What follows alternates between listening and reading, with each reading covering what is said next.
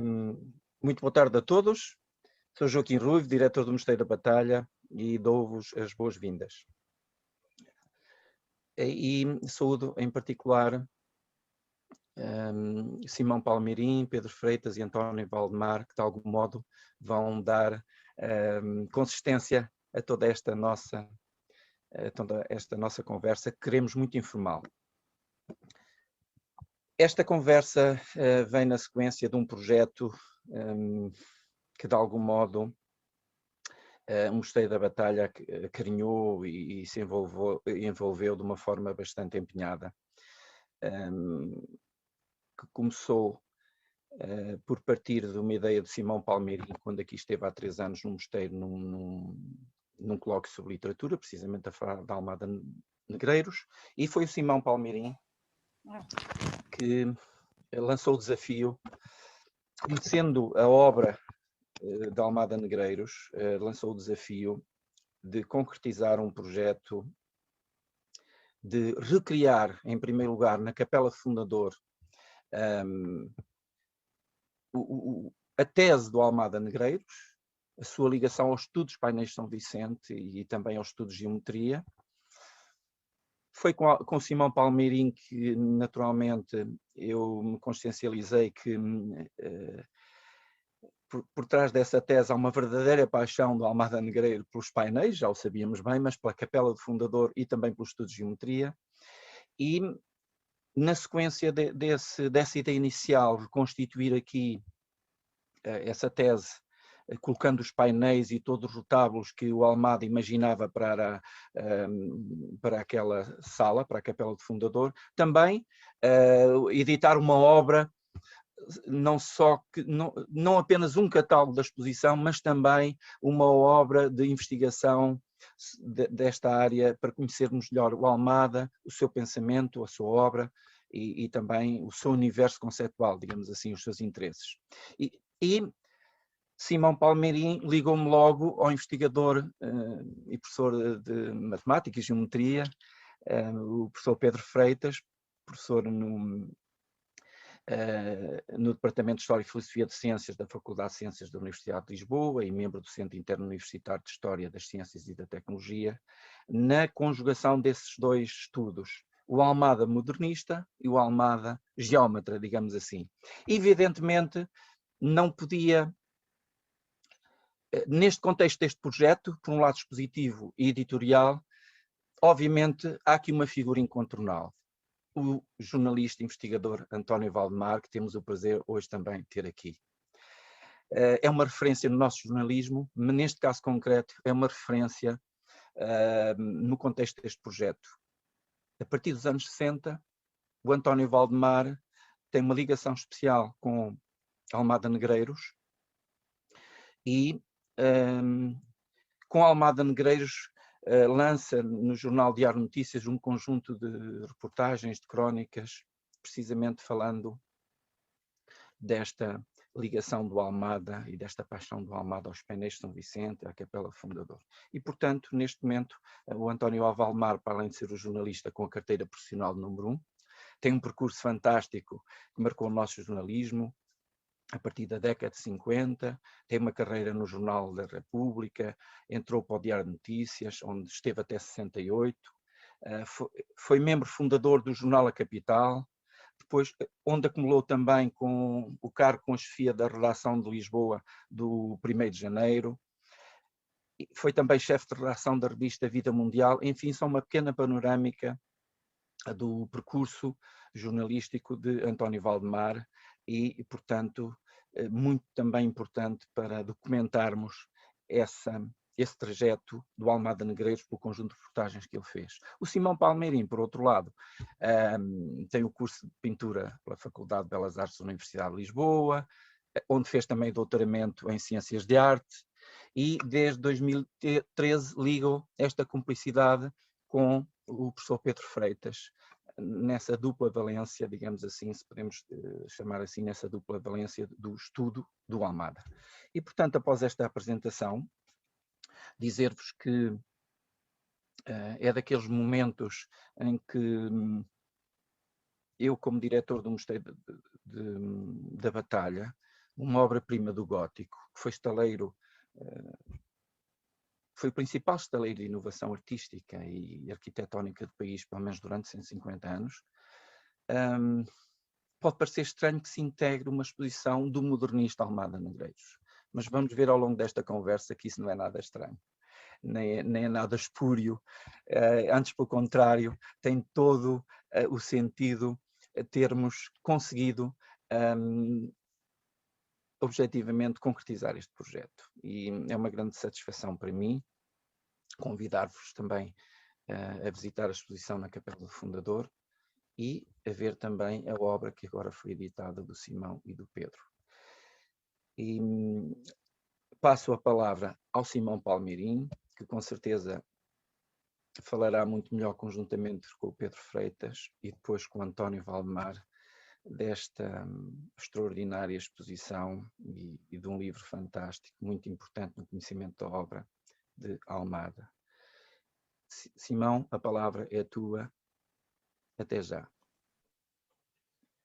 Muito obrigado, professor Joaquim Ruivo.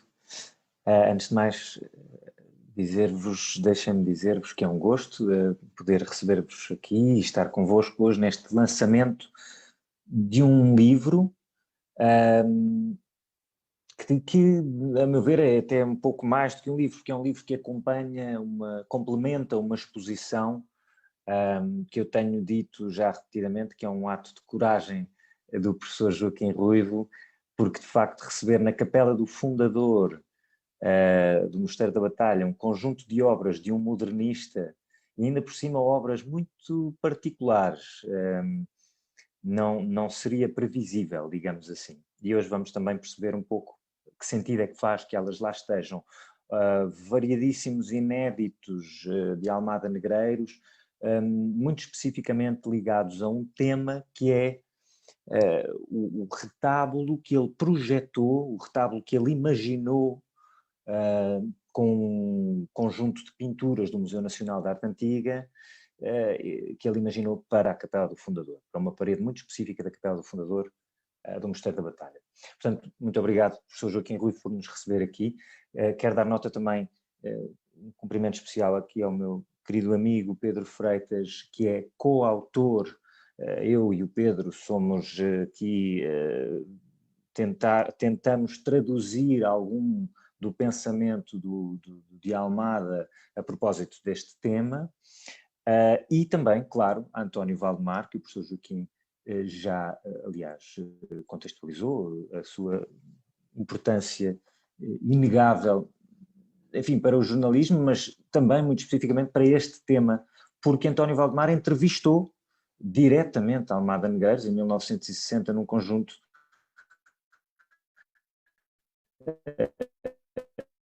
extenso de textos em que Almada hoje trabalhar. Portanto, é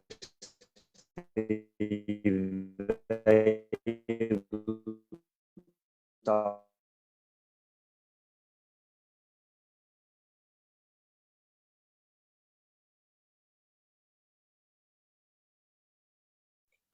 retábulo que ele imagina para a Capela do Fundador. Provavelmente eu tenho que... Eles estão a acompanhar-me? Agora Alô? sim. Sim? Agora sim. Ok. Houve um momento em que não. Desculpem lá, infelizmente já sabemos que além das contingências físicas também há estas digitais. Se houver alguma interrupção, alertem-me que eu tento complementar a informação. Dizia que há mais uns agradecimentos que são fundamentais e que eu quero também deixar aqui. Evidentemente, às herdeiras de Almada Negreiros, Catarina e Rita, que são netas e, enfim, abriram desde 2013 o espólio do avô à investigação. Portanto, há um projeto muito específico que parte da Universidade Nova de Lisboa, da Faculdade de Ciências Sociais e Humanas, do IELT, especificamente do Instituto IELT, que é para valorizar e disponibilizar obras de modernistas num arquivo digital, e isto faz com que o Almada esteja integrado nesse arquivo digital, E é nessa lógica que eu e o Pedro Freitas, meu colega, temos trabalhado. Portanto, nós temos acesso ao espólio e conseguimos manusear os cadernos, as obras, enfim, os pensamentos, digamos assim, de Almada, por causa desta generosidade da parte da Rita e da Catarina e, evidentemente, por causa de uma série de confluências de centros de investigação, nomeadamente o CIEBA, o IELT e o Centro de Investigação do Pedro Freitas também, que fará referência certamente, e que, entre vários outros, trabalham este espólio do Almada.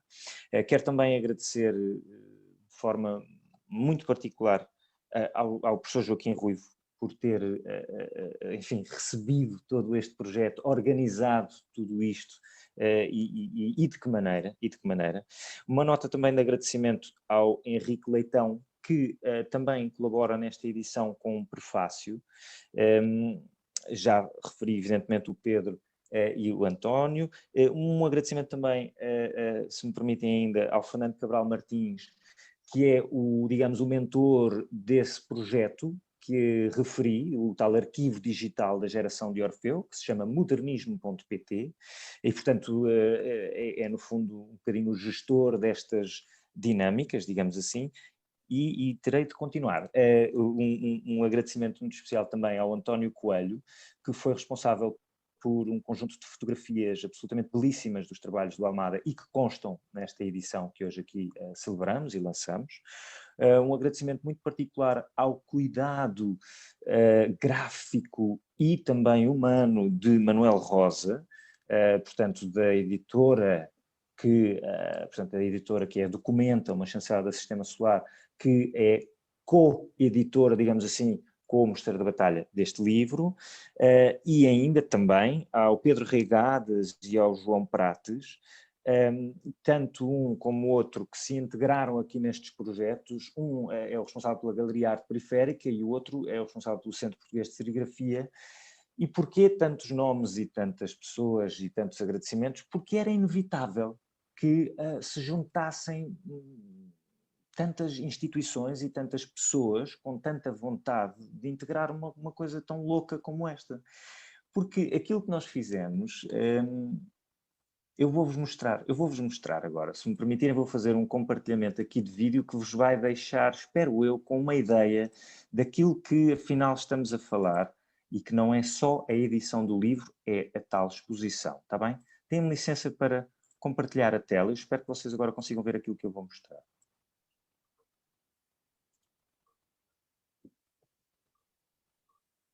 Ó, Terezinha.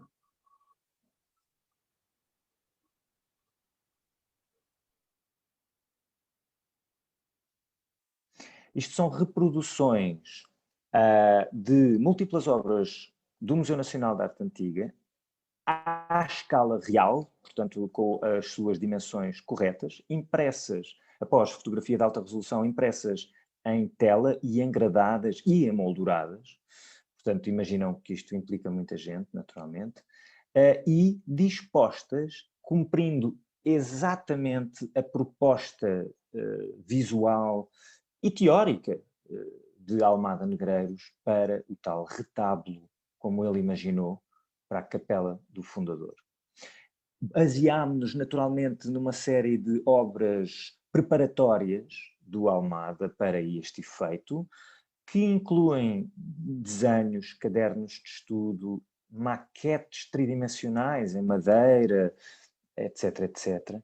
E cá está, o próprio diretor, Joaquim Ruivo, inclusivamente a subir aos andaimes, tudo isto para fazer esta grande instalação, volto a dizer, com mais de 10 metros de altura, numa arrojada, eu diria, proposta, e aliás, arrojadíssima proposta teórica de Almada Negreiros. É evidente, quer dizer, não é evidente, mas deve dizer-se que esta proposta não é consensual, nem pouco mais ou menos, por parte da historiografia nacional. É, na verdade, um retábulo que não é sequer, digamos, considerado, ou pelo menos aquela disposição e aquela localização para aquelas pinturas não é uma coisa que a história da arte aceite. No entanto, o que nós quisemos aqui fazer foi, acima de tudo, celebrar as propostas estéticas, as propostas artísticas do Almada, mais do que propriamente a validade da sua proposta em termos de história da arte, ok? E por isso é que a exposição não é só uma instalação na parede daquilo que ele propunha. A exposição implica todos os pensamentos, e todos não, mas alguns dos pensamentos e dos estudos do Almada para tentar justificar essa ideia. E a justificação é extraordinária, porque é geométrica. Todos os pressupostos que fundamentam a ideia de Almada para aquele retábulo imaginado são geométricos. E por isso seria sempre necessário também contar aqui com alguém como o Pedro Freitas, que tem essa vertente muito mais, digamos, enraizada, uma capacidade de análise e de síntese no que diz respeito à matemática que eu, por exemplo, não teria. Portanto, recomendo-vos vivamente que visitem naturalmente o mosteiro e vejam esta exposição. Se me permitirem ainda uma ou duas breves notas, não quero alongar-me, mas no contexto desta exposição e deste lançamento do livro que aqui estamos hoje a fazer, surgiu ainda mais um evento interessante. Celebramos aqui o ano de 1950, que é o ano em que Almada publica uma coisa interessante que se chama A Chave Diz, onde começa a tentar explicar ao público esta sua ideia de um conjunto de pinturas que formam o retábulo. Celebramos também o ano de 1960, em que Almada dá estas entrevistas variadíssimas a António Valdemar, publicadas no Diário de Notícias. Celebramos também a efeméride da sua morte, 10 anos depois, em 1970, quer dizer, havia um conjunto de coisas necessariamente a confluir para 2020 fazer sentido que isto acontecesse. E também fazia sentido que o Museu Nacional de Arte Antiga se juntasse a estas efemérides e, portanto, ainda está patente no Museu Nacional de Arte Antiga, na Sala do Teto Pintado, uma pequena exposição que complementa este projeto do Mosteiro da Batalha e, portanto, também sugiro que deem um salto ao Mosteiro da Batalha, claro, e ao Museu Nacional de Arte Antiga para essa pequena exposição na Sala do Teto Pintado, onde há uma obra muito particular que eu acho que merece muitíssimo ser vista, que é uma obra de 1950 que foi integralmente restaurada no âmbito destas efemérides e desta celebração. Pelo Instituto José de Figueiredo, e uma obra complexíssima do ponto de vista geométrico e, acima de tudo, do ponto de vista formal, porque é toda constituída, imaginem, em fios de algodão. Portanto, deixo-vos também essa sugestão.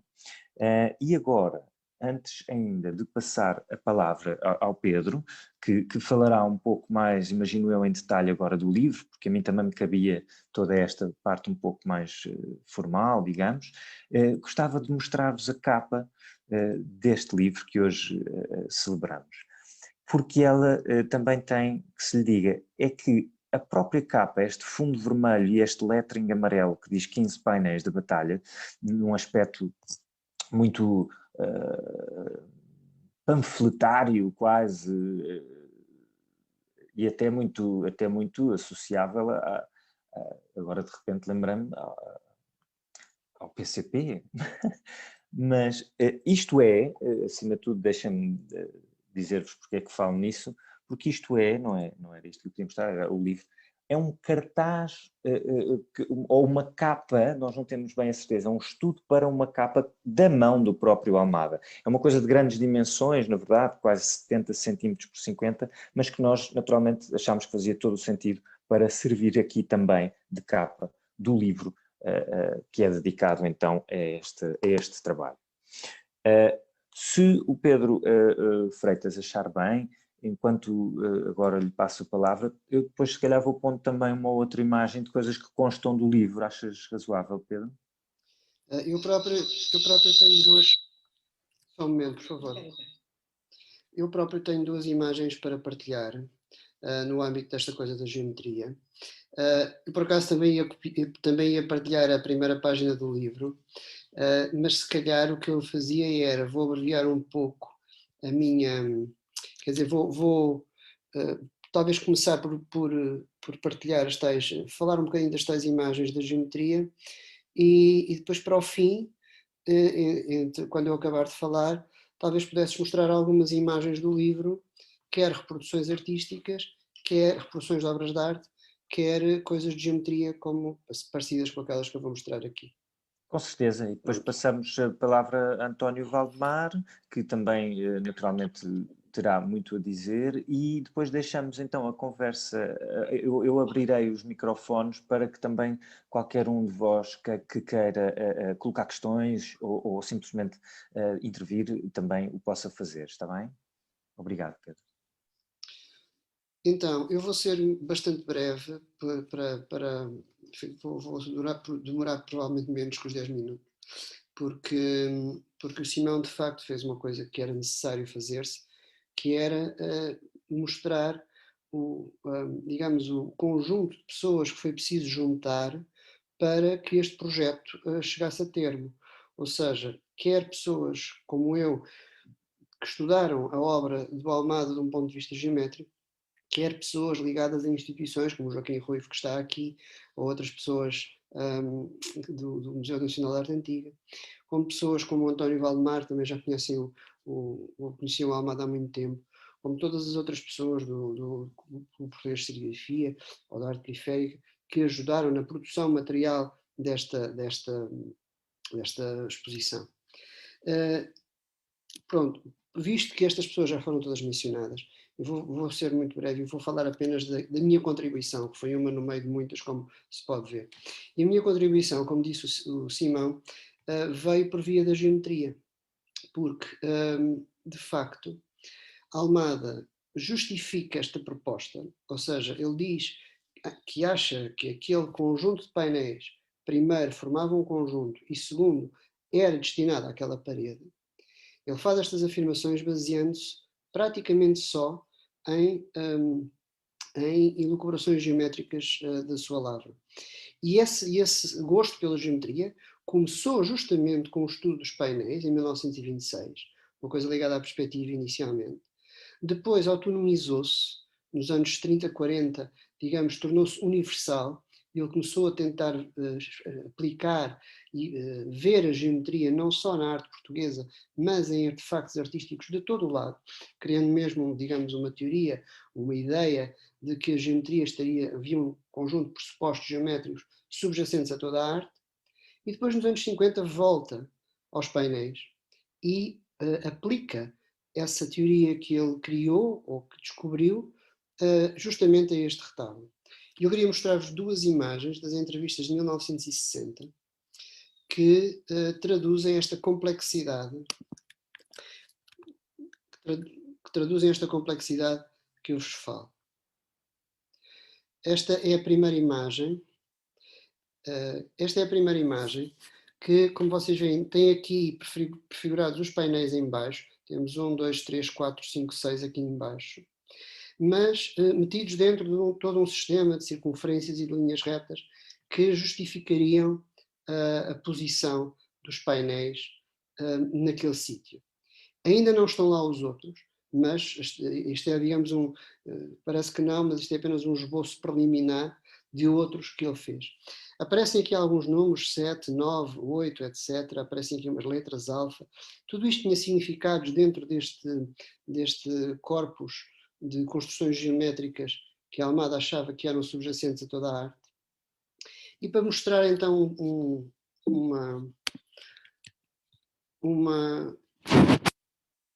desenho um pouco mais elaborado, aqui podemos ver já uma outra obra aqui ao meio, o Exe Homo. Aqui uma coisa retangular que nós não sabemos muito bem o que era, e algumas disposições, estão aqui estas linhas que dizem respeito a elementos arquitetónicos na parede, que também, digamos assim, justificariam não só a posição dos painéis, como até a posição de alguns elementos nos painéis. Isto é uma vara que esta personagem, habitualmente interpretada como São Vicente, esta vara que a personagem segurava na mão, e há aqui também a posição da sigla, que é um elemento muito famoso dos painéis, que também é interpretado de maneira geométrica.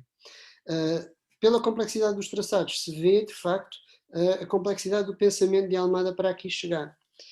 E se vê também, digamos assim, a importância e a alegria que é celebrar esta ideia da Almada nesta altura e poder celebrá-la mesmo ao vivo no local para onde ele imaginou os painéis. Já agora, só para terminar, este método que a Almada tinha para justificar a posição dos painéis e a sua colocação é simultaneamente a sua fraqueza, porque, como disse o Simão, esta teoria não é consensual, e não é consensual em grande parte por causa desta justificação, porque seria preciso, digamos assim, mais elementos justificativos, ou documentos históricos da época, ou outras coisas assim, para estabelecer, digamos assim, esta teoria. No entanto, e enquanto pensamento artístico, enquanto, digamos, pensamento por detrás desta instalação, é de facto uma coisa extraordinária, e quem for à batalha poderá ver não só estes documentos, mas outros do mesmo tipo, que justificam então esta ideia e que mostram a profundidade que há por detrás dela. E é tudo. Peço talvez ao Simão para te mostrar algumas páginas do livro, se quiser, ou então passo a palavra ao António. Obrigado, Pedro. Se o António ainda me permitir, eu tentaria fazer uma muito resumida historiografia de como é que o Almada chega afinal a esta proposta. Almada conta-nos uma história, uns anos depois dessa história ter acontecido, ele deixa-nos um relato de uma história em que consta o seguinte: ele vai ao Museu Nacional de Arte Antiga, Almada, acompanhado por Amadeu de Sousa Cardoso e Santa Rita Pintor, isto em 1916, e vão no intuito de ver os recém-restaurados painéis de São Vicente, que foram restaurados por Luciano Freire em 1910. A caminho dos painéis, Almada depara-se com uma outra pintura que está no Museu Nacional de Arte Antiga, ainda hoje, que é um Ecce Homo, e é esta pintura que aqui surge ao centro desta pequena capa de um dos cadernos de estudos de Almada Negreiros. Isto é uma obra que ainda está visível, disponível para visualização no Museu Nacional de Arte Antiga. Ele exclama que a obra é dórica, segundo o seu próprio relato. De qualquer forma, ficamos imediatamente a saber que aquela obra marca-o profundamente. Uns anos mais tarde, e após já o falecimento de Amadeu e de Santa Rita em 1918, Almada regressa ao Museu Nacional de Arte Antiga, desta feita com José de Bragança, crítico e historiador de arte, isto em 1926. E nessa visita, os dois vislumbram qualquer coisa de muitíssimo relevante para o resto da vida de Almada. É que, depois de restaurados, os painéis estão expostos como 2 trípticos no museu. E eles notam que esses 2 trípticos têm, junto ao chão, todas as figuras, uma pavimentação em ladrilhos que deveria respeitar um ponto de fuga comum. E naquela disposição de 2 trípticos isso não acontece. E, portanto, eles propõem uma redistribuição dos 6 painéis em função, de fundamentos de perspectiva linear. Coisa que, na realidade, depois só será assimilada em termos museográficos, pelo museu em 1940. Mas, independentemente disso, aquele momento marca Almada profundamente, de tal modo que esta ideia de que a geometria nos dá informações ou conhecimento sobre a obra de arte vai acompanhá-lo e vai até infiltrar-se profundamente na sua obra plástica no decurso da sua vida.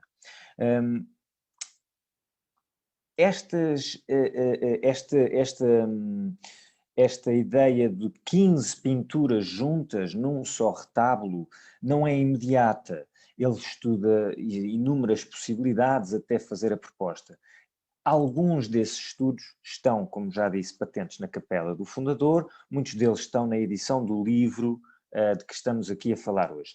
Estas são imagens são reproduções fotográficas do estúdio de Mário Novaes que foram utilizadas para as entrevistas a António Valdemar do Diário de Notícias e que aqui são compostas pela mão do próprio Almada num grande caderno também em fólio, digamos, aberto, e onde ele explica algumas das ideias. Reparem que isto são fotomontagens, mas são fotomontagens de altíssima qualidade. Parecia, efetivamente, que as pinturas já tinham sido lá colocadas quando olhávamos para estas fotografias. Como, aliás, é notório. Mas não, nunca foram colocadas, e também é interessante chamar a atenção para isto. O próprio Almada dizia que estas pinturas nunca terão sido lá colocadas. Eram uma espécie de destino da origem das pinturas, mas mais teórico até do que prático, digamos assim. E isto é um dos desenhos que está exposto também na Capela do Fundador, uma coisa de dimensões consideráveis, é em papel colado em tela e engradado, talvez 1,5 m por 1,5 m, com um desenho muitíssimo rigoroso, todo ele baseado na obra de James Murphy, que foi um dos responsáveis por um inventário do gótico português bastante detalhado e particularmente do Mosteiro da Batalha. A Almada tinha acesso a esse trabalho e, portanto, ele não andou necessariamente lá com uma fita métrica, podia fundamentar-se nos trabalhos dos outros também. E, como já vos tinha dito, também maquetes tridimensionais, madeira, balsa, inclusivamente até douradas, vários cadernos, os 15 painéis. Bom, esta fotografia não podia deixar de mostrar, desculpem estar aqui um pouco desordenado, isto é o próprio Almada ainda nos anos 20, na Batalha. Sobre isto, António Valdemar poderá dizer-nos muito mais, até porque ele próprio foi à batalha com Almada, se não estou em erro, não é? Mas isso lá chegaremos. Mas isto é o jovem Almada ainda numa viagem à batalha. Curiosamente, e por coincidência absoluta, junto às janelas da Capela do Fundador, para onde ele projetará, enfim, isto que aqui agora vos mostro. Isto é já uma fotografia da instalação levada a cabo, então, em 2020, com a organização do professor Joaquim Rui, correspondendo o mais fielmente que nos foi possível à proposta almadiana.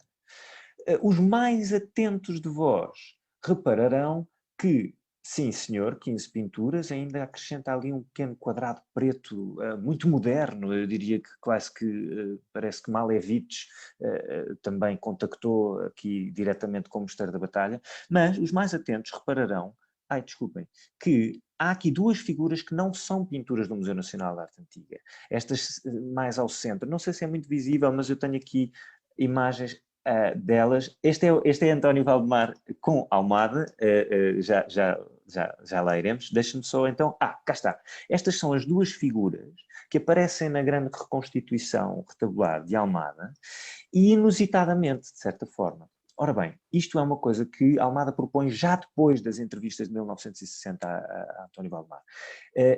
Ali, naqueles passamentos mais perto da obra Ecce Homo, Almada até 1960 ainda não tinha bem decifrado o que é que figuraria. E isto é giro porque mostra-nos mesmo como a sua motivação e a sua argumentação era puramente geométrica.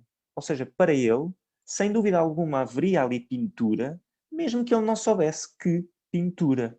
Isto é curiosíssimo em termos metodológicos. Em 62, Almada depara-se com uma referência bibliográfica que é uma obra sobre a genealogia dos reis de Portugal, onde tem esta figura, esta iluminura, aliás, de António Holanda, se não estou em erro, precisamente, de Dona Filipa de Lencastre. E Almada associa esta figura a um retrato que existe no Museu Nacional de Arte Antiga de Dom João I. Esse retrato de Dom João I corresponde mais ou menos só àquilo que aqui vemos como retrato, digamos, mãos postas, mas sem o conjunto arquitetónico atrás, sem chão, sem figura ajoelhada.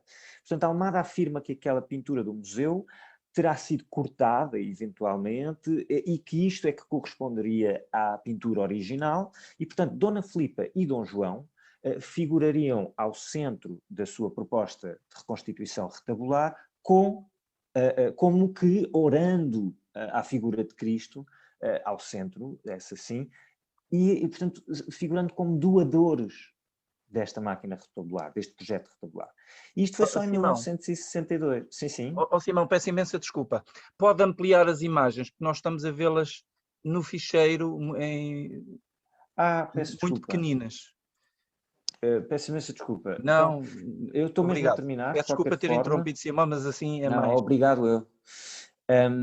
Portanto, isto é uma fotomontagem de 60, do tal estúdio Mário Novaes, e vejam a qualidade extraordinária. Isto é o tal desenho a que fiz referência, baseado nos estudos de James Murphy, as maquetes, cadernos, o Almada em jovem, junto à Capela do Fundador, a instalação levada a cabo agora em 2020 e que ficará até dezembro deste ano, 2021, disponível. Isto são estudos do próprio Almada. Aqui está António Valdemar com Almada Negreiros, em 60 também, imagino, não é? Por ocasião das entrevistas. E estas são então as imagens dos tais 2 desenhos de Almada. São desenhos de pequenas dimensões, mas que foram fotografados em alta resolução e impressos também em tela e engradados, juntamente com todas as outras obras, para figurarem no projeto como ele tinha efetivamente imaginado, já em 62, completo com as figuras de Dom João e Dona Filipa. Porquê é que é interessante esta questão tão específica e termino?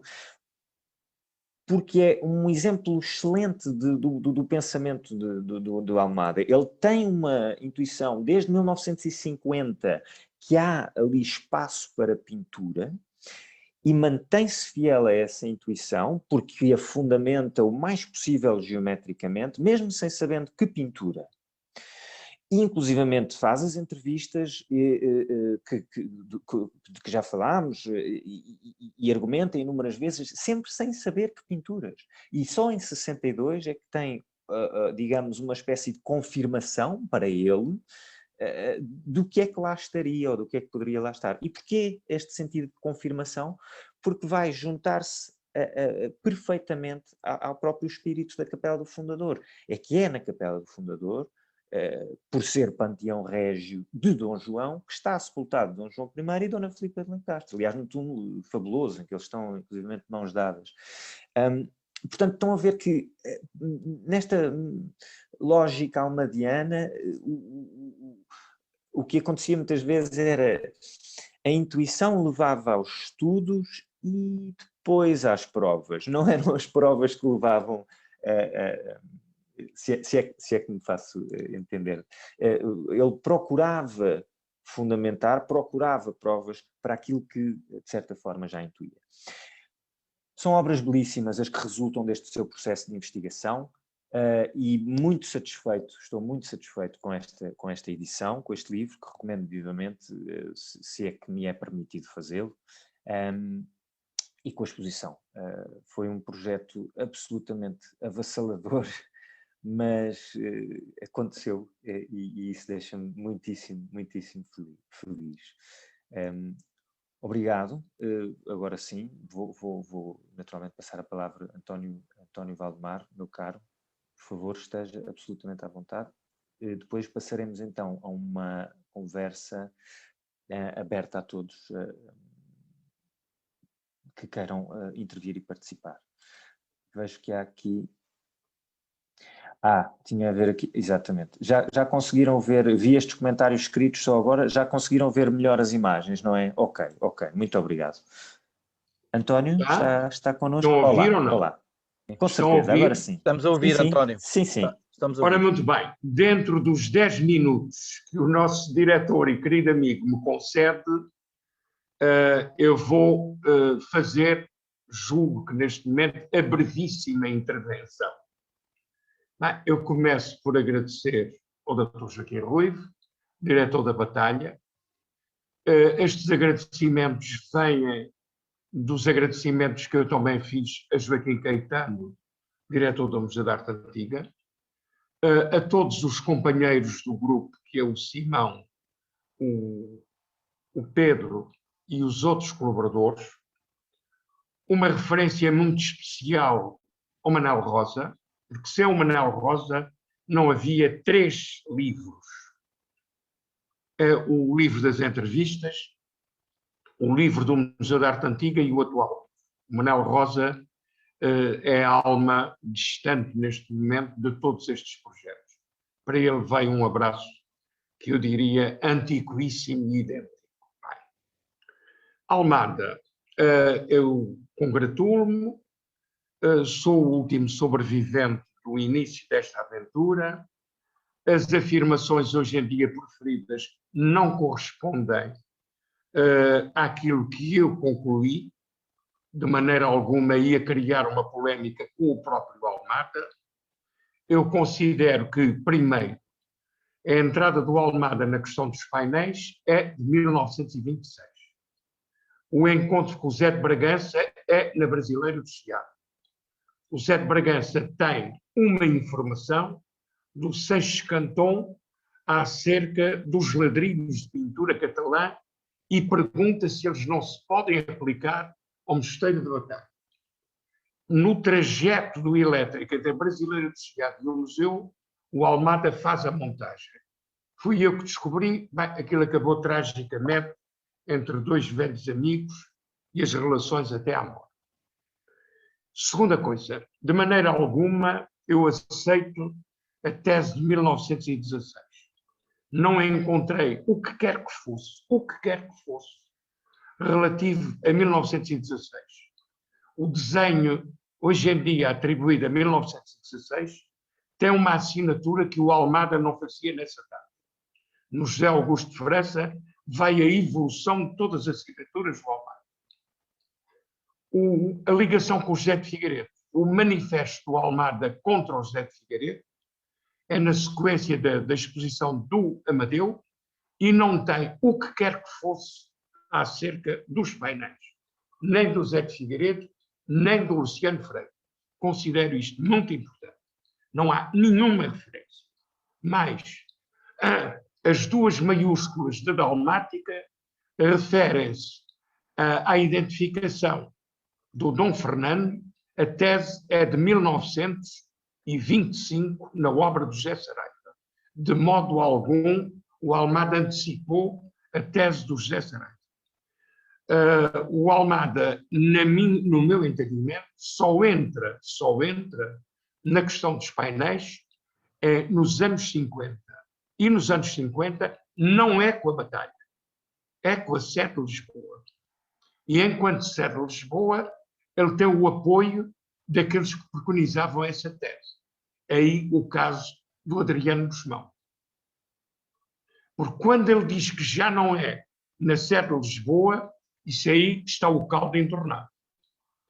Ora, aproximavam-se as comemorações do centenário de Dom Henrique. E ao aproximarem-se as comemorações do infante Dom Henrique, ninguém quer aceitar a tese do Almada. Mesmo quando, em 58, em plenos preparativos, ele avança com o problema da Batalha. É 25 de abril de 58, no Diário de Lisboa. Eu vou ter com o Almada, se aí é vantagem ou desvantagem de ainda estar vivo, a propósito da Batalha e da entrevista, do sumário, da cronologia que ele dá ao Diário de Lisboa. Eu não tinha, nessa altura, conhecimentos para pôr em causa tudo aquilo que hoje em dia eu ponho relativamente a 1916, Amadeu, Santa Rita e José de Figueiredo, e daí eu parti apenas do conhecimento que ali está.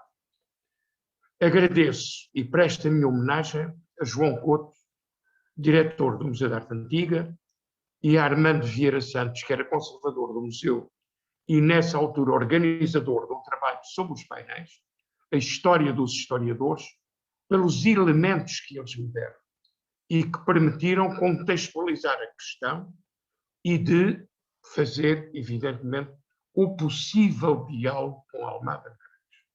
Isso aí é a questão fundamental que eu coloco. Por conseguinte,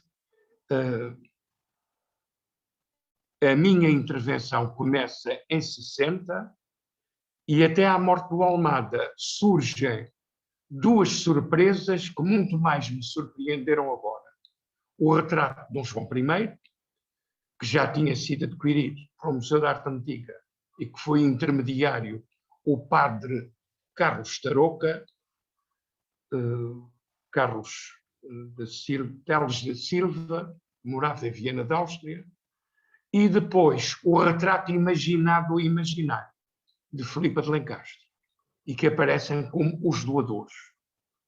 E entre as grandes alegrias que eu tive ao ir ao Mosteiro da Batalha, tive a excepcional surpresa de ver a integração do Dom João I, que eu só concebia imaginariamente, e da Dona Filipa naquele todo de 15 painéis.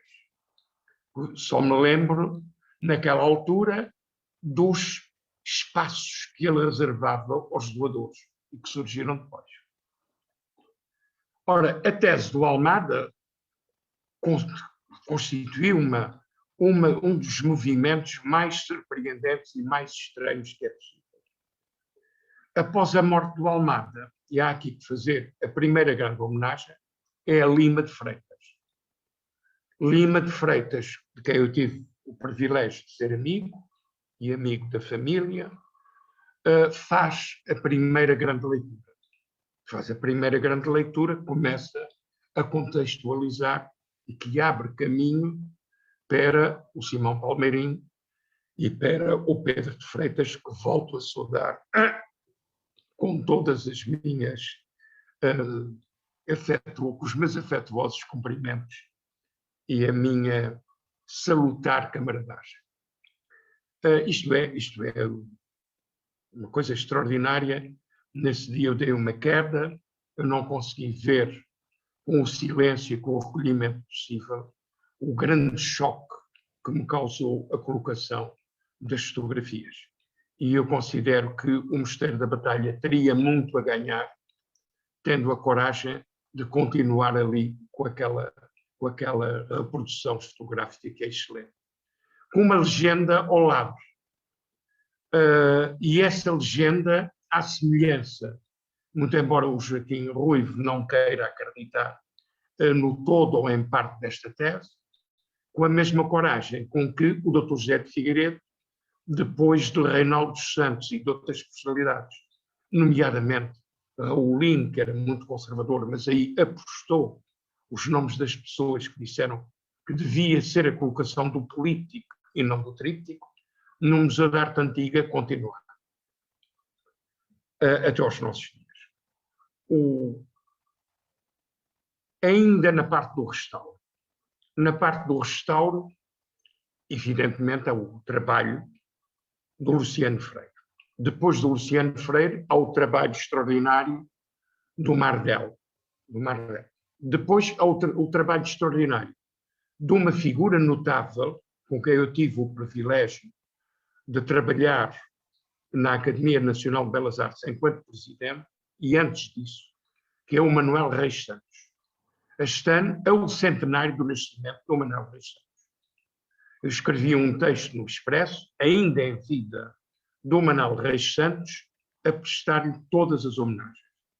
O Manuel Reis Santos foi um restaurador de altíssima qualidade, era uma figura humana sensacional e também teve um contributo importante nos painéis. Ora, os painéis com o Almada só têm significado público na altura da publicação das entrevistas para todas as contestações das pessoas mais diversas e o ceticismo de algumas personalidades próximas do Almada, e eu destacaria aqui duas, João Couto e José Cortês, embora o José Cortês fosse o mais aberto. O Leopoldo de Almeida começa também a ir à batalha, também por interesse próprio. Era a colocação da estátua inicialmente prevista para Lisboa, para o espaço da batalha, não colocando na Praça da Figueira, mas fazendo uma estátua com esta alternativa que é o Dom João I. Aqui é que está. Os painéis ganham um grande significado. O Lima de Freitas, e depois com os vários. E entre os vários são aqui os dois companheiros, que é o Simão Palmeirim e o Pedro França. A surpresa de José Augusto de França, que no livro publicado em 74 não acreditava em nenhuma dessas circunstâncias expostas pelo Almada, e foi ter com o Jorge Barradas, que morava de frente de mim, eu morava no terceiro direito, ele morava no terceiro esquerdo, a saber se o Almada tinha rapado o cabelo. E o Jorge Barradas disse: o Almada sim, o Santa Rita sim, não sabia que era dos painéis, é uma versão que ele apresenta. O Amadeu de Sousa Cardoso, não. Não, porque o Amadeu não escangalhava de modo nenhum. Isso aí também terá de ser muito claro. O Almada começa a reabilitar o Amadeu, também na altura em que há a grande retrospectiva no Palácio de Foz. E ele faz um texto de abertura. Isso aí também. O Almada é efetivamente quem lança em grande plano o Amadeu de Sousa Cardoso perante os apupos de toda a gente. E aí é que há uma grande polémica, mesmo dentro da própria arte moderna. E na arte moderna, as figuras mais avançadas são, incontestavelmente, o Amadeu, o Santa Rita e o Almada. Depois eu seguiria, dentro da mesma geração, o Eduardo Viana, que reflete o convívio dos Delaunay. Posteriormente, há um grande retratista português, dos maiores, que é Mário Eloy. Porque contemporâneos do Almada, que estão na pintura, pintura a óleo, pintura a guache, pintura a aguarela e pintura em cerâmica, destaco aqui Jorge Barradas, constitui, porventura, a aula mais conservadora da pintura do modernismo, em face de Amadeu, dos desenhos que se conhecem de Santa Rita, publicados nomeadamente no Orfeu II, e da Almada também, juntamente com os Delaunay e no Portugal futurista. Isto são os aspectos que eu procuro distinguir e procurei assinalar. No texto que me deram o privilégio de fazer para o Museu da Arte Antiga, eu expliquei qual é a relação com a batalha. O Almada sentia o peso da batalha antes de ter ido à batalha. E ele expressa pela primeira vez, nos textos que eu conheço e publicados nessa altura, o Histoire de Portugal Parcours, em Paris, antes de fazer a visita à batalha. A visita à batalha é a propósito de um filme onde ele entra, que é um dos grandes filmes do cinema português, e aí é que ele se deixa fotografar.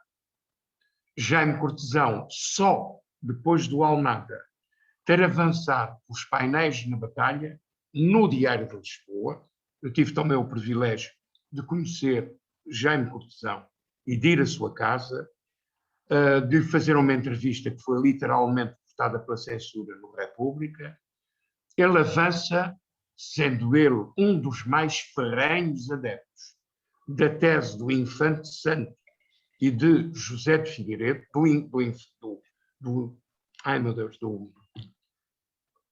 do São Vicente e do José de Figueiredo, ele avança com uma hipótese de ver os painéis na batalha, mas não na Capela do Fundador. Ele põe no outro claustro, e isso num artigo do Diário de Notícias, no Diário de Lisboa, que eu citei. O Jaime Cortesão não tinha qualquer espécie de relação com o Almada Negreiros, nem o Almada de Negreiros tinha com o Jaime Cortesão.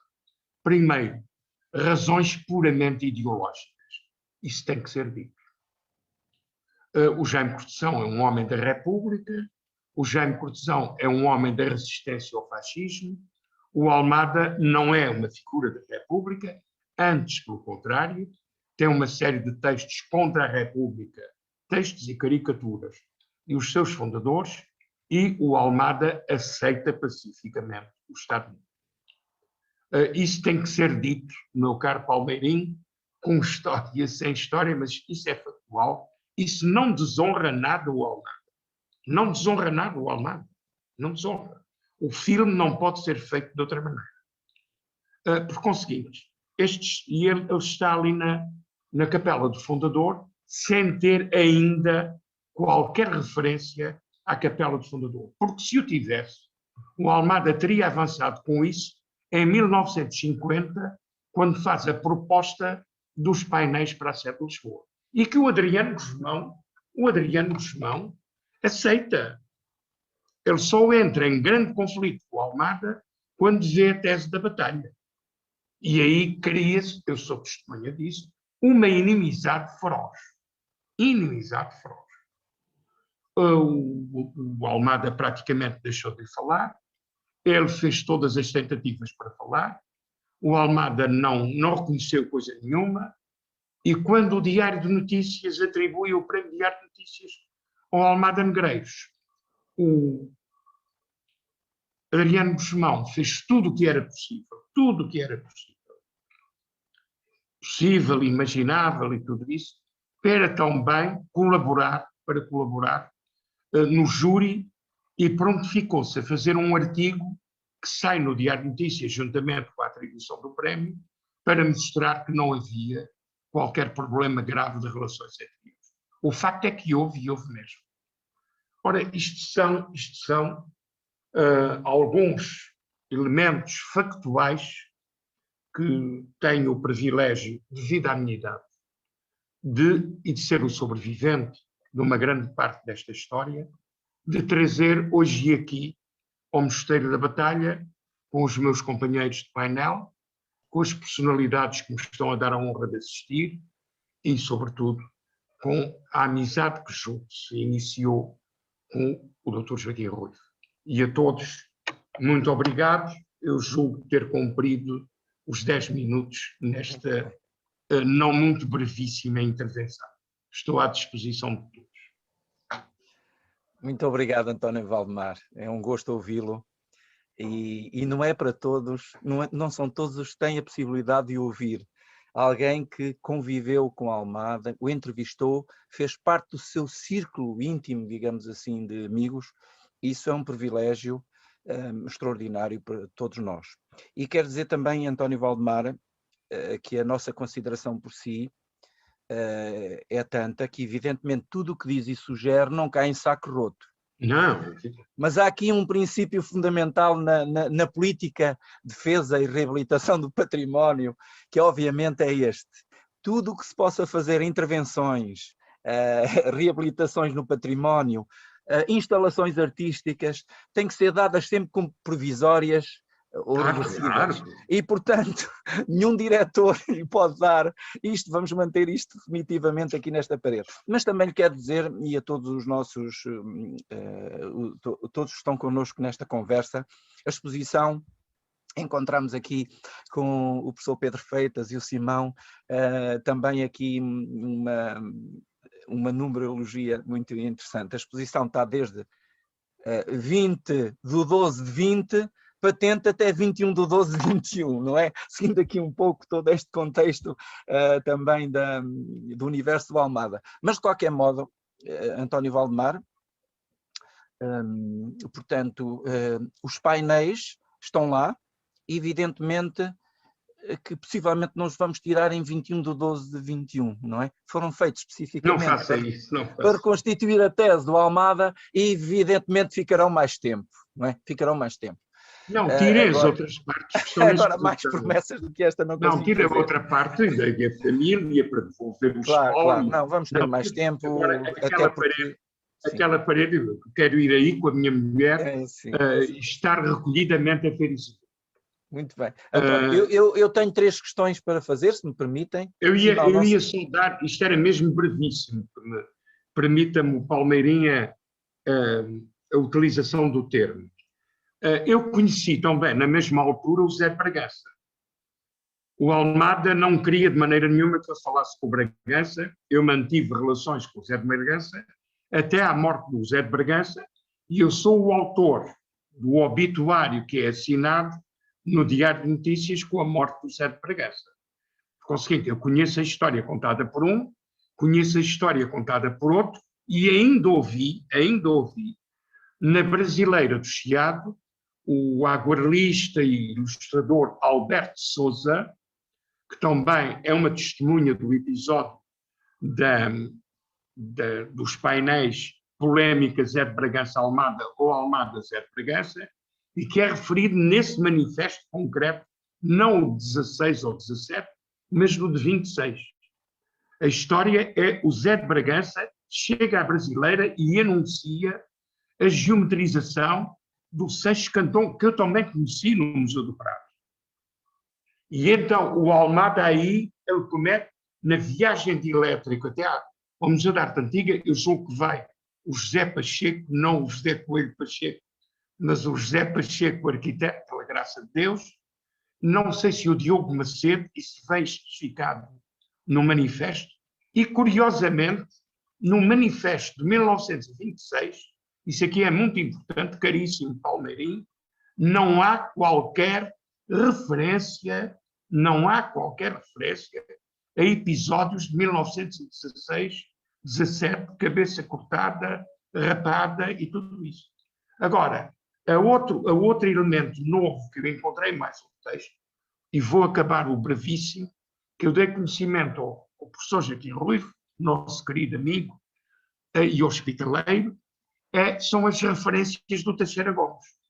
Além da referência que eu citei, há uma referência anterior e que deve coincidir com o processo de obras na Batalha para a transladação de outros túmulos para a Capela do Fundador. E é nessa altura que o Teixeira Gomes começa a ver as paredes da Capela do Fundador a serem rapadas e escanhoadas. Isso porque havia lá qualquer coisa. E há uma referência, muito possivelmente numa gravura, que acompanha um texto de Latino Coelho, publicado nos anos 70 ou 80 do século XIX. Isso aí é que eu quero ver claramente visto, como diria o Camões, nos Lusíadas. Muito obrigado e desculpem. Muito obrigado, António, por mais essa achega. Tanto quanto possível, brevíssimo, porque se o Almada tivesse, repito e finalizo, qualquer coisa a dizer acerca de 16 e 17, ele teria dito na polémica de 1926, quer nas cartas aos jornais, quer no manifesto que vem transcrito no meu livro Almada dos Painéis e Geometria. Muito bem. António, obrigado. Eu tenho 3 questões a fazer, uma ao Simão, outra ao Pedro e outra, finalmente, ao António Valdemar. Não sei se, Simão, se posso lançar. Para o professor Pedro Freitas, que no fundo é um académico, um estudioso da geometria em profundidade. Professor Pedro Freitas, os estudos de geometria do Almada, sobre eles o que é que tem a dizer em termos da sua análise de académico e estudioso da geometria? Bem, a resposta a essa pergunta seria muito longa, porque nós podemos pegar-lhe de várias maneiras, mas eu vou-lhe pegar da maneira, digamos, mais enquanto académico, digamos assim, enquanto pessoa com formação matemática. Muito brevemente, eu diria que a geometria de Almada não segue os mesmos caminhos que a geometria ou que a matemática dos matemáticos. No sentido de que, por exemplo, quando ele quer demonstrar coisas, ele não usa os métodos de demonstração que os matemáticos usam. Ele usa aproximações com uma grande liberalidade, coisa que os matemáticos não usam, ou pelo menos quando usam, separam as aproximações das coisas exatas. No entanto, é bastante extraordinário que Almada tenha desenvolvido algo que se pode chamar como uma teoria, ou seja, ele anda sempre à volta de 4 ou 5 conceitos e consegue, no corpo de desenhos geométricos que ele desenvolve, muitos deles não conhecidos, aliás, mais conhecidos são as pinturas de 57, aquelas pinturas a preto e branco, e o grande painel Começar, que está no átrio da Fundação Gulbenkian, ele consegue, com aqueles elementos que ele privilegia, a divisão da circunferência em partes iguais, ou certos retângulos, ele consegue fazer aquilo que se pode chamar uma teoria. Ou seja, consegue fazer um corpus de pequenos resultados, alguns aproximados, alguns exatos, mas com uma enorme coerência. E isso isso de facto é extraordinário pelo facto de ele ser artista, não é? Porque a dedicação, o empenho, o tempo mesmo que ele gastou neste trabalho foi uma coisa extraordinária. Depois, a aplicação disto à arte, e aí eu já não vou falar muito, mas sei que muitos destes elementos são tradicionalmente usados na interpretação de obras de arte, embora talvez não de uma maneira tão intensa, tão profunda como Almada o fazia. Portanto, só para terminar, o que eu posso dizer é que digamos, as investigações geométricas da Almada são extraordinárias dos 2 pontos de vista. Primeiro, da extensão matemática dos resultados obtidos e segundo, do âmbito da aplicação dessa geometria às obras de arte, que ele consegue de facto aplicar não só aos painéis, mas a muitas outras obras de arte e consegue também com elas substanciar este posicionamento deste retábulo na batalha, que é de facto aquilo que nos traz aqui também. Muito bem, obrigado. Eu dava uma pequeníssima chega. Isto numa conversa com o Lima de Freitas e também com uma grande figura que no novo semanário que saiu na sexta-feira, chamado Novo, fala do centenário de, já digo, 1921 também, que era uma das figuras que o Almada mais estimava, muito mais do que o José Augusto de França. O Almada sabe a geometria que aprendeu os jesuítas no colégio de Campolide. E o Almada desenvolve os conhecimentos que aprendeu com os jesuítas quando está em Madrid com os arquitetos com quem ele trabalha. Isso foi fundamental para o Almada e que lhe deu depois a grande possibilidade de ele ter uma participação muito ativa nos trabalhos dele, que são integrados nas concepções arquitetónicas do Pardal Monteiro. Isso aí eu considero fundamental. O Pedro fala como quem está dentro do ofício. Houve tentativas de um homem chamado Furtado Coelho, que era neto do professor de ginástica, que deu umas lições ao Fernando Pessoa, que acho que é um introdutor em Portugal do duche escocês, e também de um outro que eu citei na minha bibliografia e que lamentavelmente deveria ter citado, mas não tive nessa altura a oportunidade de incluir, porque o livro é nessa altura, o livro do Almada, os painéis, a geometria e tudo, na bibliografia que eu organizei e que tinha todo o direito de estar o Simão Palmeirim e o Pedro Freitas. Muito obrigado. Simão Palmeirim, uma questão também. Uma vez se tem dedicado ao estudo e aprofundado o estudo do Almada modernista, e, portanto, esse contexto todo do modernismo português, ou dos modernismos portugueses, gostaria de lhe perguntar o seguinte ao Simão. O autor que se intitula em 1915, no Manifesto Antidantas, o poeta de Orfeu, futurista e tudo, no fundo é o autor que encabeça essa ruptura com a tradição, não é? Com o conservadorismo, e de algum modo com um certo arcaísmo no contexto geral da cultura em Portugal e da arte. O Almada, nos anos 60, é um conservador já? É alguém que de algum modo já está... O Almada ou Joaquim Rui, eu não quero antecipar-me ao depois vai para si António Valdemar. Ouça uma coisa, quando não tratavam o Almada por mestre, estava o caldo estragado. Mas agora, exatamente. Simão, não sei se ser há uma tratado por mestre ou não. Agora o Simão dirá. Seria o Rui Mário, caro António, que estava a pensar? Não. Qual Rui Mário? Agora estava o Gonçalves, sim. Não, o Gonçalves está a reboque. Não, era o Zé Ernesto de Sousa que eu queria dizer. Claro. O Zé Ernesto de Sousa era a figura que o Almada 100 mais anos, admirava. com certeza. Ouça, uma admiração ilimitada. Sim. Mas, o Zé Ernesto não tratava o Almada por mestre. Atenção, os outros todos tratavam por mestre. O Zé Ernesto não. Havia ali uma proximidade extraordinária.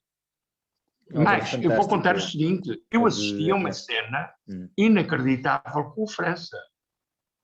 Isto aqui mete dinheiros. O França, quando tem o livrinho para artes sobre o Almada, foi lá à casa pedir-lhe autorização. E o Almada disse, e quanto é que me paga? Eu? Sim. O livro vai-se vender é para as ilustrações. Que são minhas. O português sem mestre. Eu sou testemunha disso. Isso é o português sem mestre? Não, é o português com muitos mestres. Não é. É o livrinho da Artes. É o livrinho da Artes, na mesma coleção de onde dá o Nuno Gonçalves do... Da Artes, está bem. Onde dá o Amadeu, do França, e de onde dá o Nuno Gonçalves do ai meu Deus, do Adriano Guzmão. É esse livrinho pequeno. Não é nada o português sem mestre. É um livro que o Almada estava morto há 4 anos, é de 74. Certíssimo. Não, diga lá, faz favor. Sim, a pergunta, eu acho a pergunta excelente. Por um lado, é muito interessante nós pegarmos no Manifesto Antidantas, que se não me falha a memória também é de 16, data que aqui também já referimos. A ideia da morte do Dantas, eu diria que não tem tanto a ver com o Dantas em si, mas como o professor Joaquim dizia, aquela geração que precedeu as revoluções do início do século XX. É importante lembrarmos que a própria arte e o papel da pintura, especificamente no início do século XX, tem de ser radicalmente reformulado.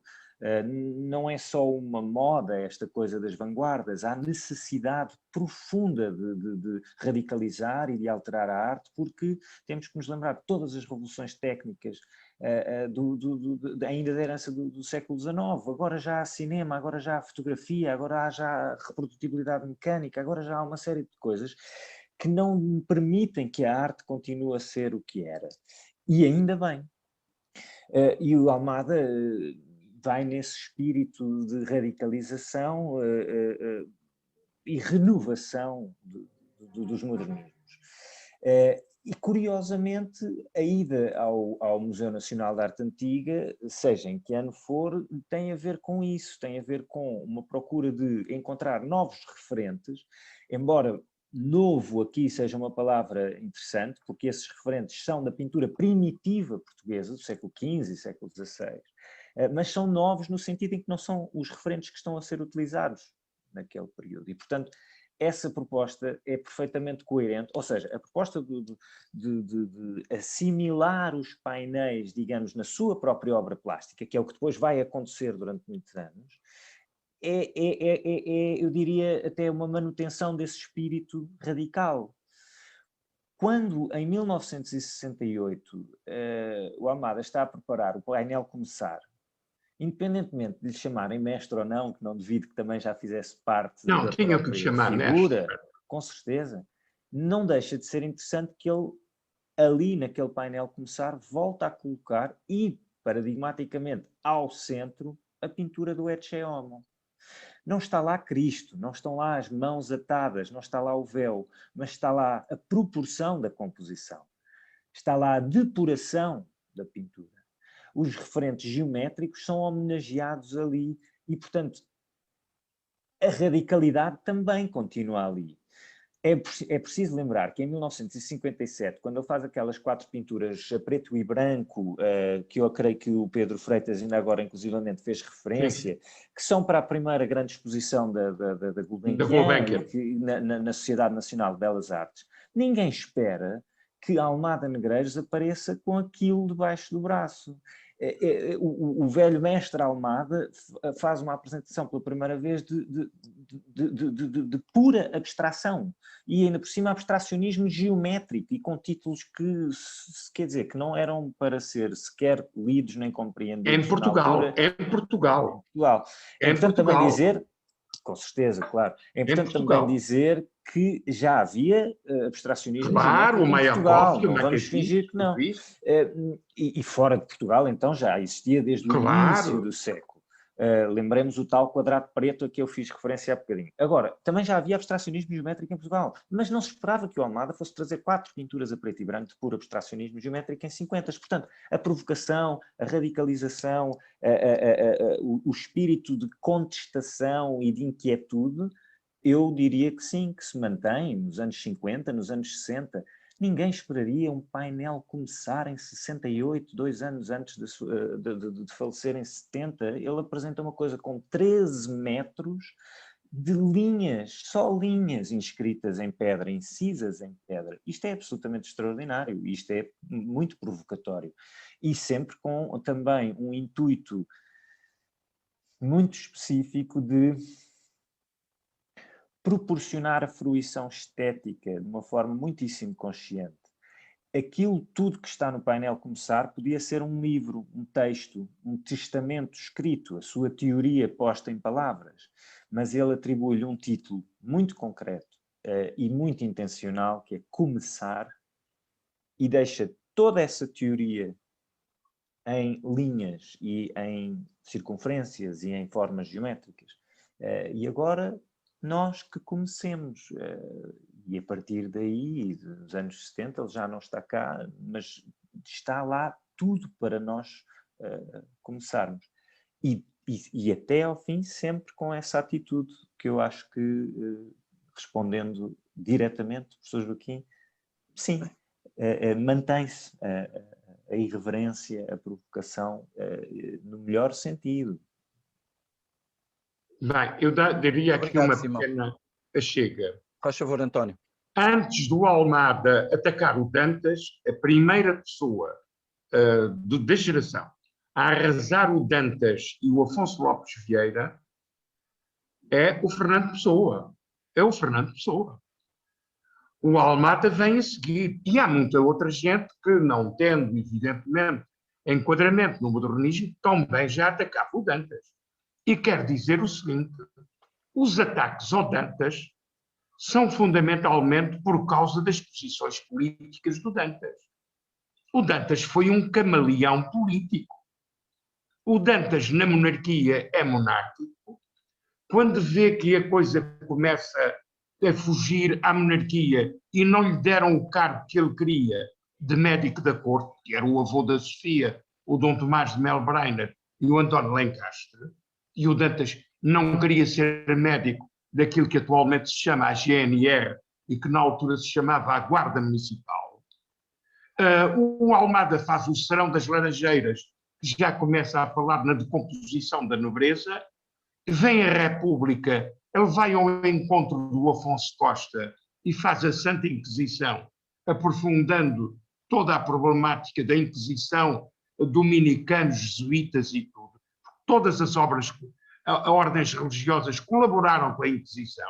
O ódio não deverá ir apenas todo para os dominicanos. As outras ordens religiosas importantes colaboram com a Inquisição, inclusive os jesuítas. E o Dantas depois, há um ataque aos integralistas, ele faz a Carlota Joaquina, vem o Salazar, ele faz o Frei António das Chagas, e quando as coisas estão muito periclitantes, ele faz a Antígona.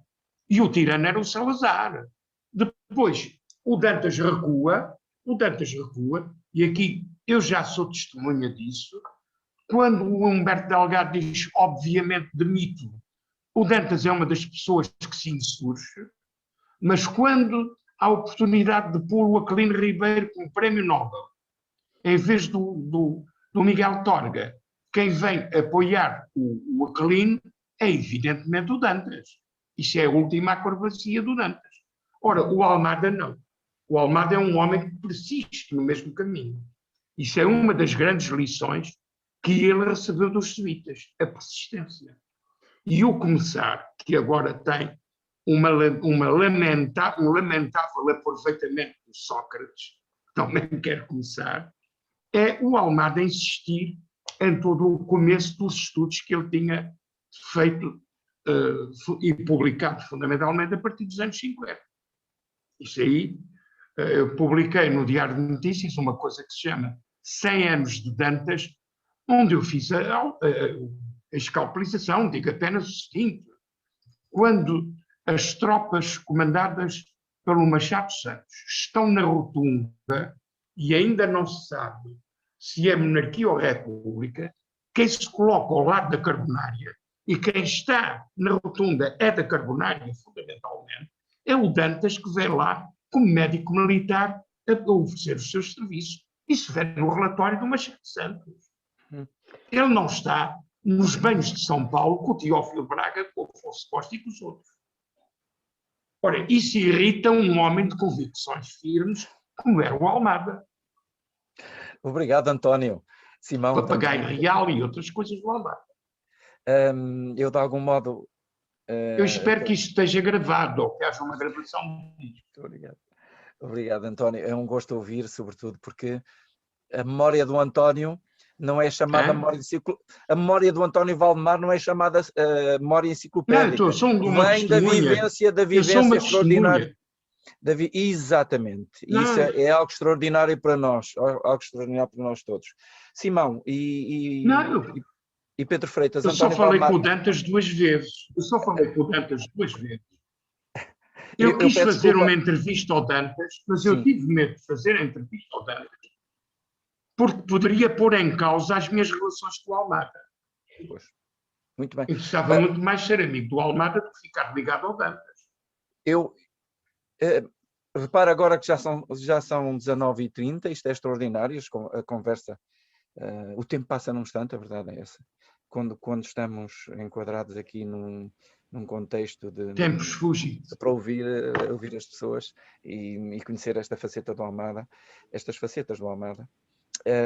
Mas eu quero fazer um apelo.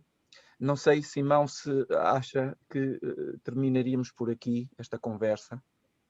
Mas quero fazer um apelo. Posso fazer uma pergunta? Não, exatamente. Eu ia lançar, abrir agora a possibilidade de vocês fazer alguma questão. Façam favor.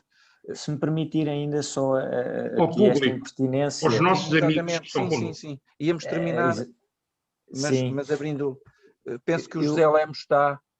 Fazia só duas brevíssimas, desculpem, só duas brevíssimas, se me permitirem, notas finais, mesmo. O painel Começar, que aqui fizemos referência várias vezes, tem já uma espécie de dissecação, digamos assim, em formato digital, que eu recomendo, desafio-vos que procurem. Basta procurar por painel Começar Almada Negreiros no vosso, enfim, motor de busca digital, e é logo a primeira referência. É uma coisa que eu e o Pedro desenvolvemos para a Fundação Carlos Gulbenkian, e lá estão muitos destes referentes que ainda agora mencionávamos, como por exemplo o Etcheom e tantas outras coisas. Portanto, aquilo já está muito mais acessível e podem procurar. O Pedro, aliás, fez agora a questão, obrigado Pedro, de colocar na conversa digital, portanto tem já aí o link. Por outro lado, não queria deixar de voltar a assinalar que celebramos aqui esta edição hoje e que ela está disponível tanto no Mosteiro, portanto no Mosteiro da Batalha, podem dirigir-se ao Mosteiro da Batalha, como na loja da Sistema Solar, Chancela Documenta, e imagino que os distribuidores que com eles colaboram. Obrigadíssimo, e acho que sim, agora claro, abriríamos conversa para... Eu ia referir esta parceria com o Documenta, Mosteiro da Batalha da GPC com o Documenta, e portanto, quem visita o Mosteiro e a exposição, já agora desculpem, o José está à espera de entrar e vou-lhe dar a palavra, mas complementando o que Simão disse, quem visita o monumento pode comprar a obra na nossa loja, na loja do Mosteiro, e a Documenta depois encarrega-se da sua distribuição e da sua venda no exterior, digamos assim, no circuito normal de venda no exterior. E, portanto, só esta indicação. É uma obra que está a um preço muito democrático, tendo em conta a qualidade da obra, que são 25 euros. Aproveito para fazer esta promoção, mas é uma obra belíssima. Quanto é? 25. Qual é o preço? 25, António Valdemar, 25 euros. É uma obra belíssima, texto, imagem e design. No fundo, proporcionado por vocês, a quem agradeço. Simão, se não se importa, eu iria dar a palavra então, a vez, ao José Lemos, que estava para entrar, não sei se já saiu. Não estou. Não, José, faz favor. Ok, muito obrigado. Primeiro agradecer estas intervenções extraordinárias. Eu sou um grande seguidor do Almada desde os meus 16 anos. Inclusive, eu lembro que em 1975 fui ao Diário Notícias fazer as fotocópias na altura das entrevistas do António Valdemar, e ainda tenho aí todas essas fotocópias. Todas as entrevistas. Das entrevistas, e depois foi ótimo o livro ter sido lançado.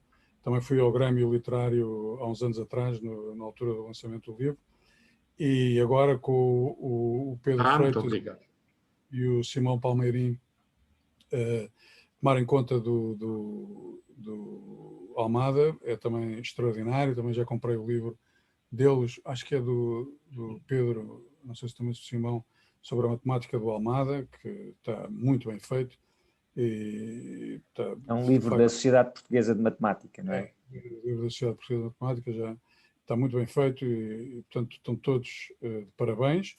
Fui no fim de semana, logo a seguir à inauguração da exposição no Mosteiro da Batalha, fui logo lá com a minha mulher, obviamente gostámos muito. Estava à espera de encontrar o livro na altura, ainda não estava lá, saiu agora. Já tinha ido ao Museu Nacional de Arte Antiga, e pediria, se não é possível, porem no Museu Nacional de Arte Antiga, que é perto da minha casa, que eu vou lá comprar. Acho muito bem. Sim. E na Gulbenkian. Eu peço desculpa, professor José Lemos, depois é que reparei no seu nome. Obrigado também pela sua presença, agradecemos muito. E sim, nós vamos pôr, quando eu digo nós, a DGPC, que no fundo tutela também o Museu Nacional de Arte Antiga e o Mosteiro da Batalha. Vamos colocar a obra lá, não sei quando, mas se entretanto tiver um interesse mais imediato, depois nós, ou o documento, ou nós podemos enviar, sem problema nenhum. É uma questão prática que nós podemos resolver. Sim. O museu é lá da minha casa, eu espero. Pronto, então vamos tentar que o livro também brevemente esteja lá. Depende de um circuito interno de autorizações que às vezes demora o seu tempo. Sim, depois eu telefono para o Museu Nacional de Arte Antiga, eu telefono para aí. Aliás, queria também lhe dar os parabéns, porque a exposição estava para ser em novembro e eu andei à procura e não tinha, depois mandei uma mensagem para o Mosteiro da Batalha e a senhora, que eu posso lhe dizer o nome, respondeu-me, agora não me lembro, respondeu-me logo, muito simpática, e portanto eu fiquei informado de quando, que seria no dia 21 de dezembro, ou quando foi. Houve atraso porque, na realidade, esta exposição devia ter a sua abertura devia também coincidir com a do Museu Nacional de Arte Antiga. Só que esta exposição envolve, e a edição do livro, muito mais meios e orçamentos, e à última hora tivemos que procurar apoios mecenáticos que viabilizassem todo este projeto. E, portanto, isso de algum modo... E depois veio o estado de emergência, não é? E, portanto, de algum modo, todo este processo. Mas vamos mantê-la aqui e terei muito gosto, se voltar à batalha... A senhora Lucília Santos, que me respondeu. Sim. É funcionária dos serviços administrativos, sim. Ela, portanto, foi muito obrigado. Eu vou-lhe transmitir a sua... Muito competente, e agradeço a crítica positiva. Muito bem, já agora gostaria de fazer uma pergunta ao António Valdemar.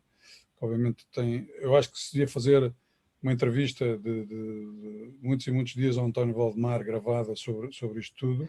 Concordo em absoluto. Que alguém tenha esse trabalho. Sim. Eu acho que era básico. Com muito gosto. E já falámos nisso, António Valdemar. Já falámos nisso. Mas pelos vistos tem que ser uma entrevista de vários dias, não é? Horas e horas de entrevista. Sim. E gostaria de perguntar da polémica do José de Bragança. Primeiro gostaria de perguntar se o José de Bragança é da Casa de Bragança. Sim. Não. O José de Bragança é do Porto. O José de Bragança é do Porto. É irmão do jornalista do Afonso Bragança, que era um dos prémios do CNI. O José de Bragança mora em Paris durante muitos anos.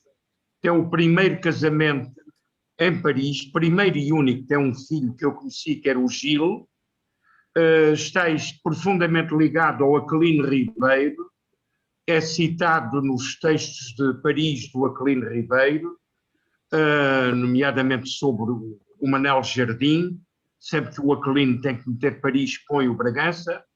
O Bragança vem para Portugal foi dar umas aulas na Faculdade de Letras do Porto a pedido do Leonardo Coimbra. Aquilo não lhe correu bem.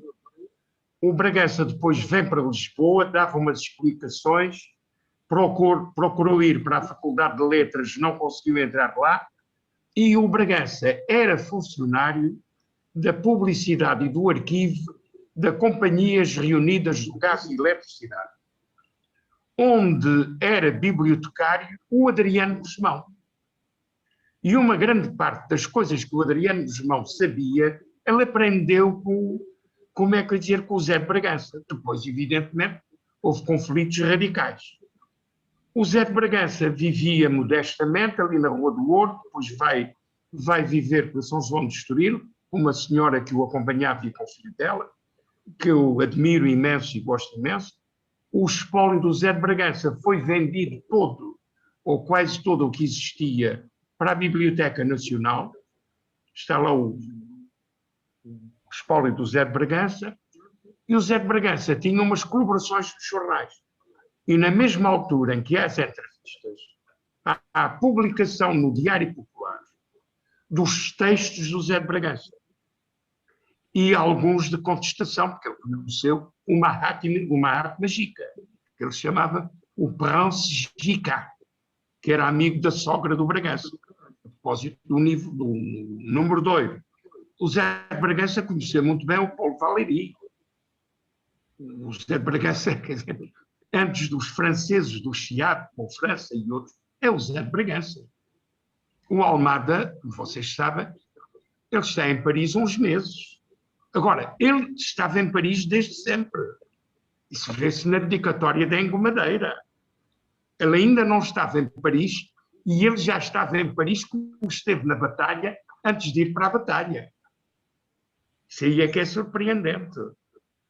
O Bragança é um homem com grandes anticorpos, incompatibilizou-se com o museu. O Reinaldo dos Santos tinha receio do Bragança. Como é que dizer, o próprio Dr. João Couto. Quem tem conflitos gravíssimos com o Figueiredo é o Zé de Bragança. Sim, eu não sei se ouviram. Ouvimos tudo. A pergunta que eu queria fazer é a polémica. Faça favor de perguntar. A polémica que eu acho... Eu ouvi aquilo que eu disse? Ouvi tudo. Muito obrigado. Eu gostaria de perguntar, porque eu acho a polémica extraordinária, porque para mim, pelo que eu li dos seus textos e de mais alguma... Há duas polémicas. Há uma polémica... Não, a polémica dos ladrilhos, dos painéis. Não, há duas polémicas com o Bragança. Não, mas há uma polémica em 26, nos jornais todos. E depois há a segunda polémica, que é 60, Diário Popular e Diário de Notícias. António Valdemar, pede desculpa, mas o professor José Sando Lemos prefere só outra polémica. Não, eu gostava da polémica dos ladrilhos, da polémica dos ladrilhos e da disposição dos painéis. Porque a sensação que... Isso é 1926.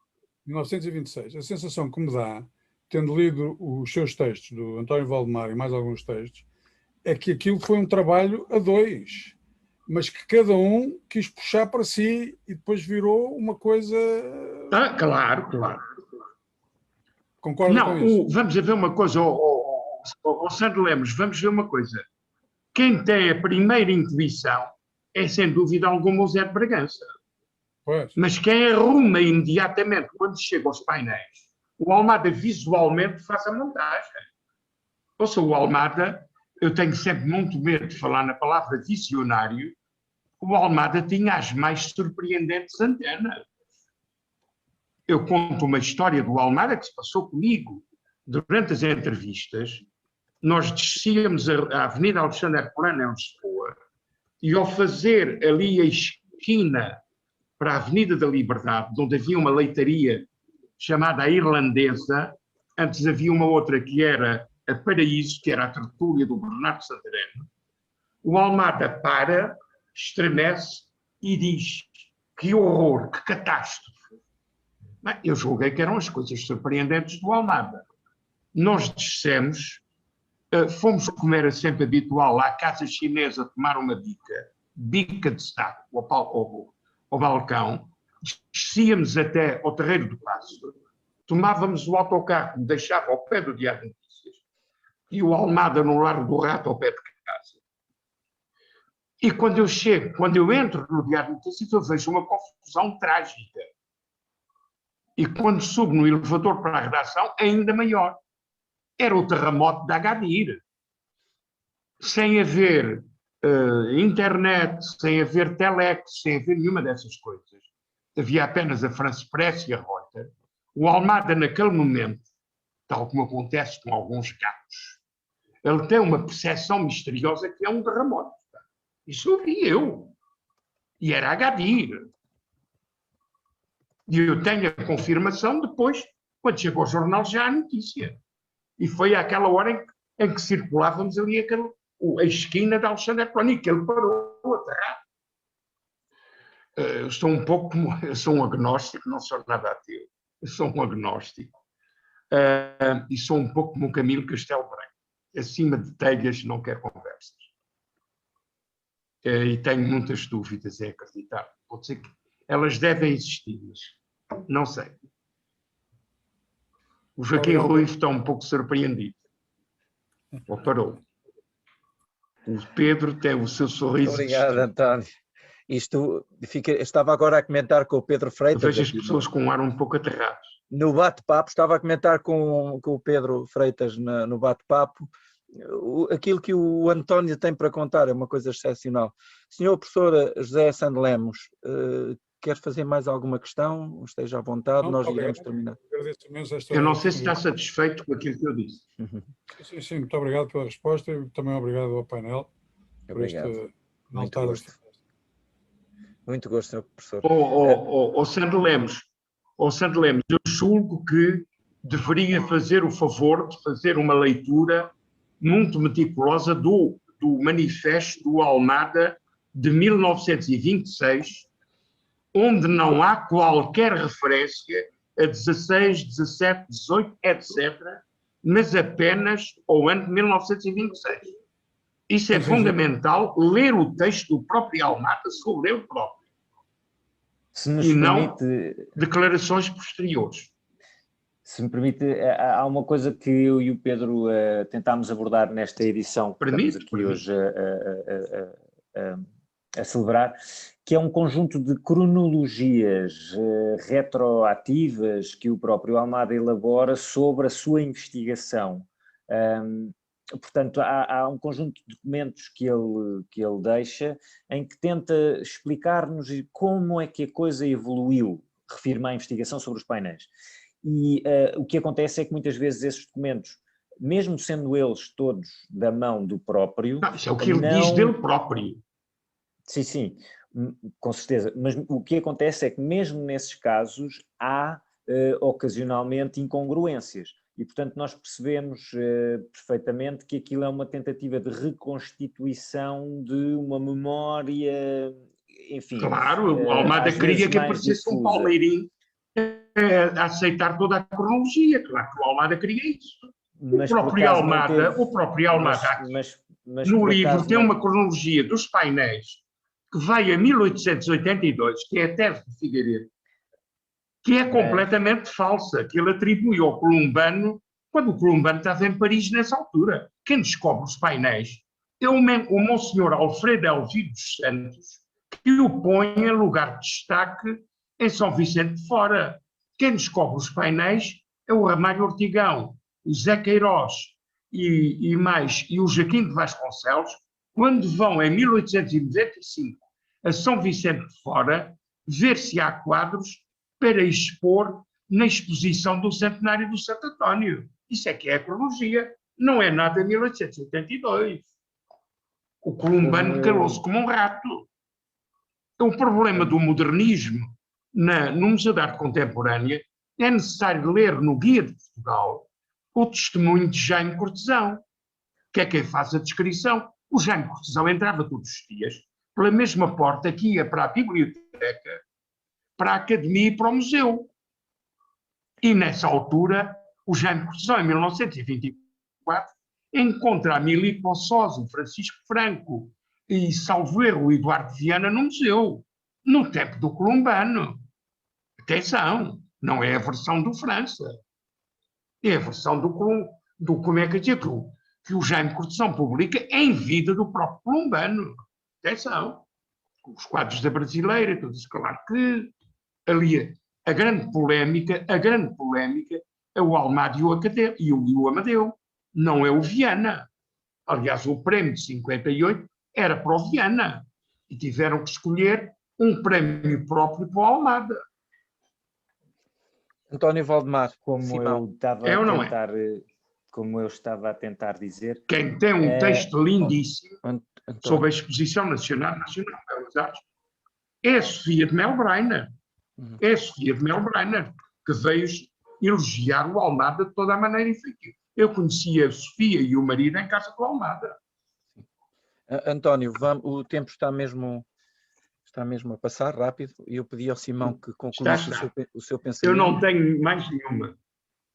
Como eu estava a tentar dizer, essas cronologias eu e o Pedro analisámos e estão publicadas no livro com necessariamente uma espécie de tentativa de explicação crítica daquilo que faz mais sentido e menos sentido.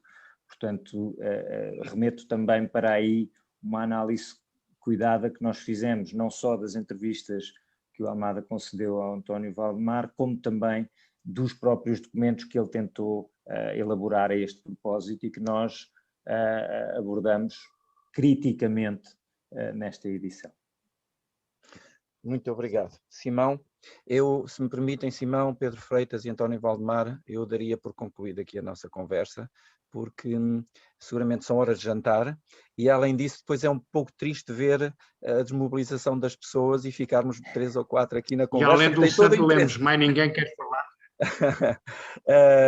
Mas eu terminaria por aqui porque é um momento para terminar, independentemente de haver alguém que pudesse querer falar.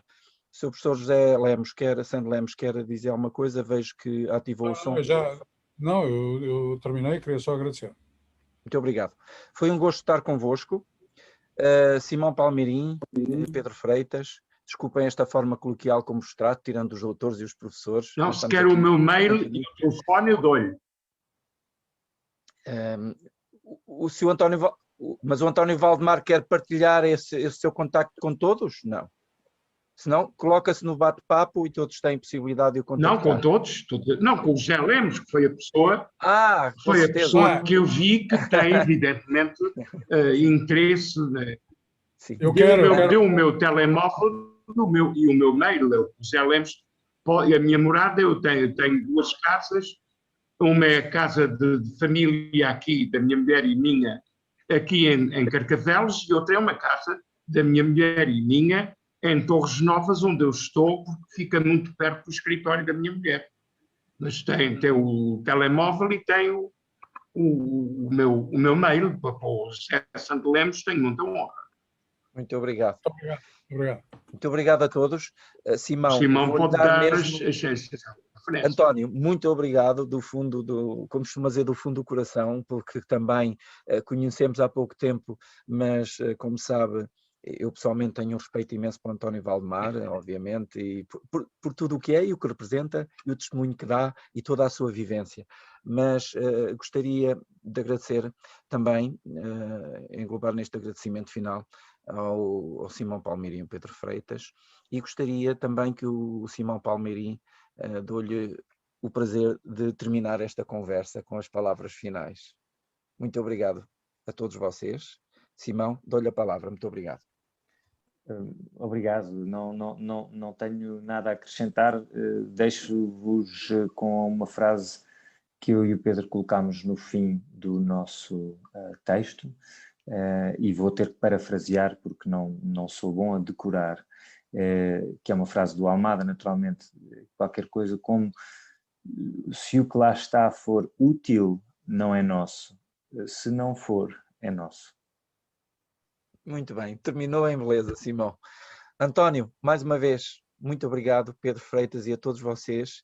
Já podia quase citar-vos, uma vez que estamos aqui. Muito obrigado. Muito obrigado. Obrigado a todos, foi um prazer. E uma boa semana para visitem a todos. exposição e comprem um livro, caramba. Já agora é o repto que eu vos lanço, porque é um livro belíssimo e importante para conhecer a Almada. Muito obrigado, eu também agradeço. Obrigado a todos. Obrigado a todos. Obrigado a todos pela vossa presença também. Obrigado.